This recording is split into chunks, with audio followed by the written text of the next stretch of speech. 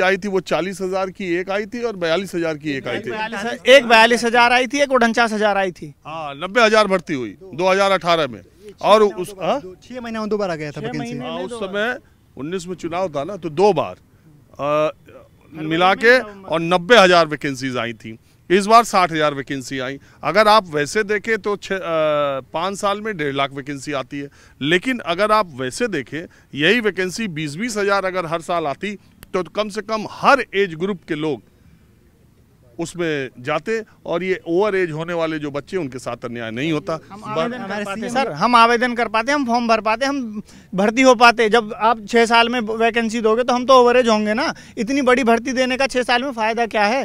जब हर साल 10,000 वैकेंसी दो आप, बंदा ओवरेज होगा ही नहीं। जी बोले भी थे कि हर साल 30,000 वैकेंसी कराएंगे हम, लेकिन उसके बाद भी नहीं कराया सर। 2017 में बोले थे कि सुप्रीम कोर्ट में एफिडेविट भी दिया था सरकार ने कि हम हर साल निकालेंगे। आपका क्या कहना है भाई साहब? सर 21 की भर्ती है, 26,000 वैकेंसी थी, हमें नहीं चाहिए 23 की भर्ती, हमें 26,000 वैकेंसी दे दो और हमें हमारा फार्म भरवाओ। सर हम कब से, 2 साल से, मैं पिछले 5 साल से तैयारी कर रहा हूँ सर। और दिल्ली में मेरी हाइट नहीं है, मैं यूपी की तैयारी कर रहा हूँ। अब क्या करूँ, मैं कहाँ जाऊँ? मैं पिछले 5 साल से एक सी तैयारी कर रहा हूँ इस यूपी की वेट में। सर 26,000 वैकेंसी निकाली 21 में कि 26,000 वैकेंसी 21 से, और आज 60,000 कहा। उस समय तो कहा था निकालेंगे, आवेदन टेंडर तो निकाला था सर, और आज 60,000 कर दी। हमें क्या फायदा है, मुझे क्या मिलेगा सर?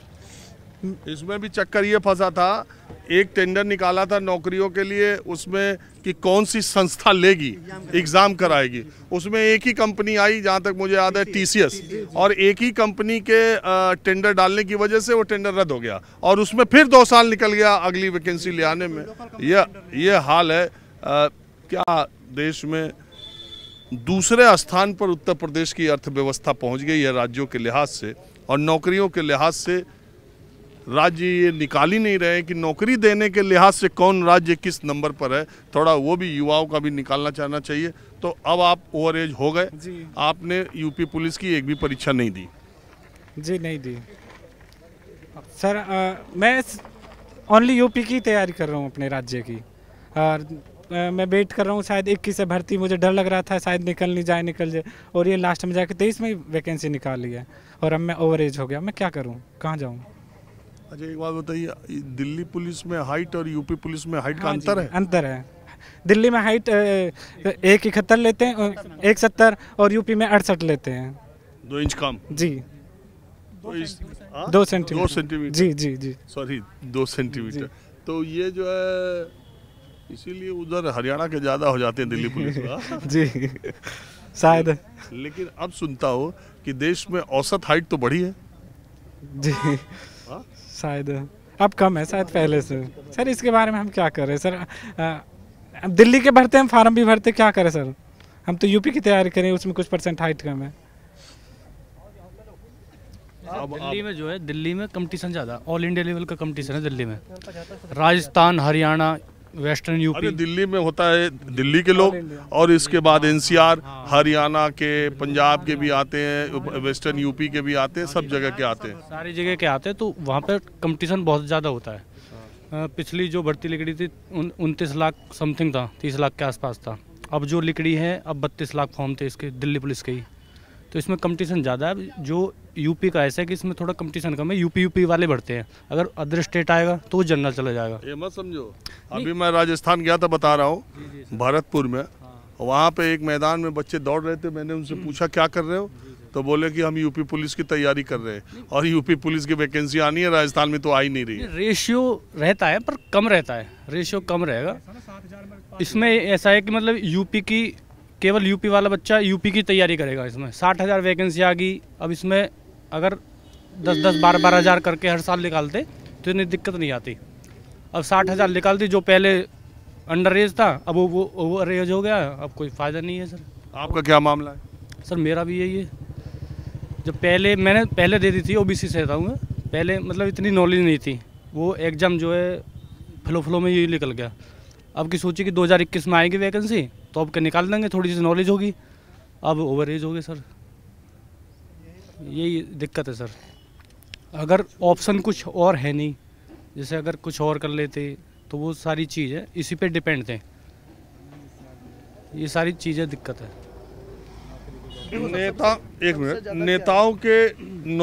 नेताओं के चुनाव लड़ने की कोई सीमा नहीं है। वो जितनी बार चाहे उतनी बार चुनाव लड़े। हर 5 साल पे चुनाव होगा, हो सकता है पहले भी चुनाव हो जाए, लेकिन युवाओं की नौकरी के मौके एक मिल रहे हैं या वो भी नहीं मिल रहे। और अगर आप बताइए, ये जैसे आपका नाम क्या है? सर मोहित नागर। अब मोहित हैं, जैसे इन्होंने एक एग्ज़ाम दिया और इसके बाद इनकी एज ख़त्म हो गई, इनको दूसरा मौका मिला ही नहीं। IAS का एग्ज़ाम देने के लिए अटेम्प्ट मिलते हैं, लेकिन कांस्टेबल के एग्ज़ाम के लिए उत्तर प्रदेश सरकार ने जो ये वैकेंसी निकाली है, उसमें ज़्यादातर बच्चे जो ओवर एज और अंडर एज के हैं, या वो बच्चे ज़्यादातर हैं जो एक बार दे पाए थे, इस बार ओवर एज हो गए।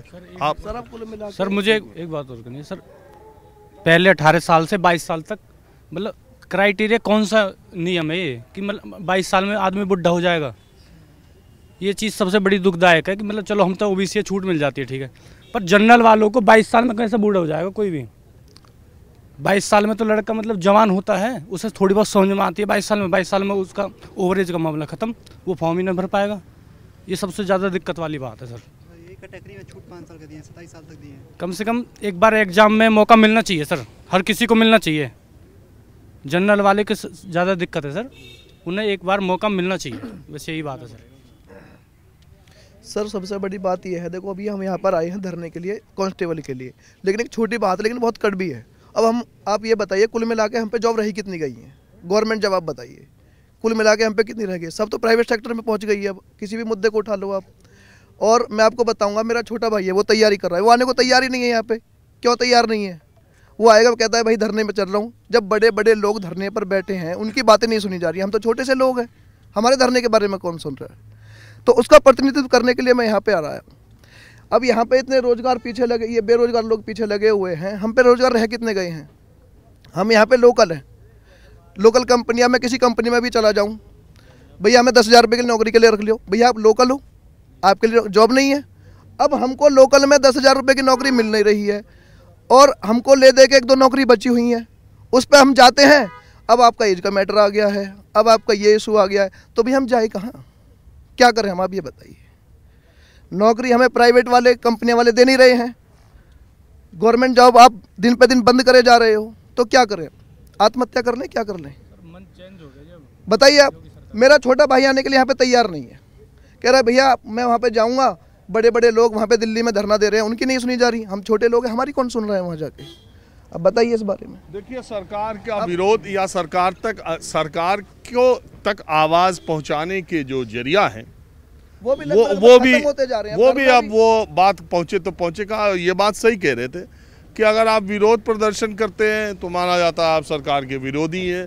ये नहीं कि सरकार की नीतियों में या लोगों की आवाज़ तक सरकार तक पहुंचाना हमारा काम है, और ये बात उन तक जानी चाहिए। दूसरी बात जो मैं देखता हूँ, जनप्रतिनिधि भी अपनी बात को या जनता की बात को हुक्मरानों तक पहुंचाने में विफल साबित हो रहे हैं। वो जनभावना जो ऐसा नहीं है, जिनके लिए नौकरियां निकाली गई हैं, जिन लोगों ने नौकरियां निकाली हैं, अगर उन तक ये बात पहुंचे तो मुझे पूरी उम्मीद है कि इन बच्चों के साथ न्याय करने के लिए वो कदम उठाया जाएगा। लेकिन बात पहुंचाए तो पहुंचाए कौन? आप देख ही रहे, हिंदू मुसलमान और मुर्गा लड़ाने से फुर्सत है नहीं। तो और आप बताइए, आपको कुछ कहना है? बस जी यही है, एज की प्रॉब्लम है, बच्चों को ज़्यादा दिक्कत आ जाएगी, समाज में बहुत ज़्यादा बच्चे परेशान हैं, जॉब लोकल में मिल नहीं रही, बाहर कर रहे हैं तो एज की प्रॉब्लम, कभी कोई प्रॉब्लम कभी कोई प्रॉब्लम। अब कहाँ जाएं बच्चे, जाएं तो बस यही है जी। हमारा छोटा भाई है, वो बहुत दिन से तैयारी कर रहा है पहले से, कभी कोई दिक्कत आ जाती, कभी 6 साल में, कभी कहीं, बस यही दिक्कत है जी, और क्या।